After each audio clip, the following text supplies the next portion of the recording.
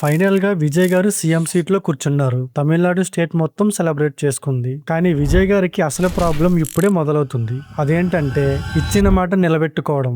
మేనిఫెస్టోలో ఇచ్చిన హామీలన్నీ ఇంప్లిమెంట్ చేయాలంటే టీవీకే గవర్నమెంట్ కి ప్రతి నిమిషం 19 లక్షల రూపాయలు కావాలి. 94 పేజెస్ మేనిఫెస్టో, వందల కొద్ది హామీలు. కానీ ఒకసారి క్యాలిక్యులేట్ చేసి చూడండి. టీవీకే మేనిఫెస్టో ప్రామిసెస్ అన్ని ఇంప్లిమెంట్ చేయాలంటే ప్రతి సంవత్సరం 1,00,000 కోట్ల రూపాయలు కావాలి. అంటే ప్రతిరోజు 274 కోట్ల రూపాయలు, గంటకి 11 కోట్లు, నిమిషానికి 19 లక్షలు. ఇది అసలు పాసిబులా కాదా? నంబర్ బై నంబర్ చూద్దాం రండి. Promise number 1, women's monthly allowance. తమిళనాడులో 1,57,00,000 మంది ఫ్యామిలీ ఉమెన్స్ ఉన్నారు. వాళ్ళకి విజయ్ ప్రతి నెల 2,500 ఇస్తా అని ప్రామిస్ చేశాడు.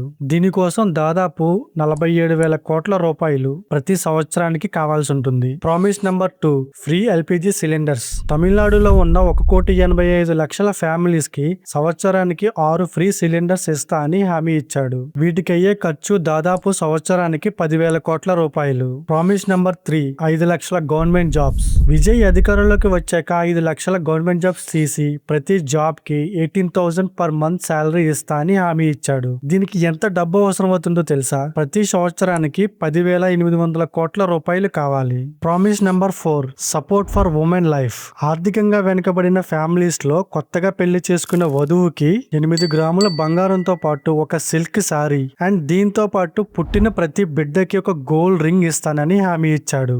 దీనికోసం ప్రతి సంవత్సరం 3,000 కోట్ల రూపాయలు కావాల్సి ఉంటుంది. Promise number 5, health insurance for everyone. ప్రతి ఫ్యామిలీకి 25 లక్షల హెల్త్ ఇన్సూరెన్స్. తమిళనాడులో 1,85,00,000 ఫ్యామిలీస్ ఉన్నాయి. ఫుల్ గా ఇంప్లిమెంట్ చేయాలంటే కేవలం దీనికోసమే లక్షల కోట్లు అవసరం ఉంటుంది. ఇవి కేవలం టాప్ 5 ప్రామిసెస్ మాత్రమే. ఇలా చెప్పుకుంటూ పోతే చాలా ఉన్నాయి.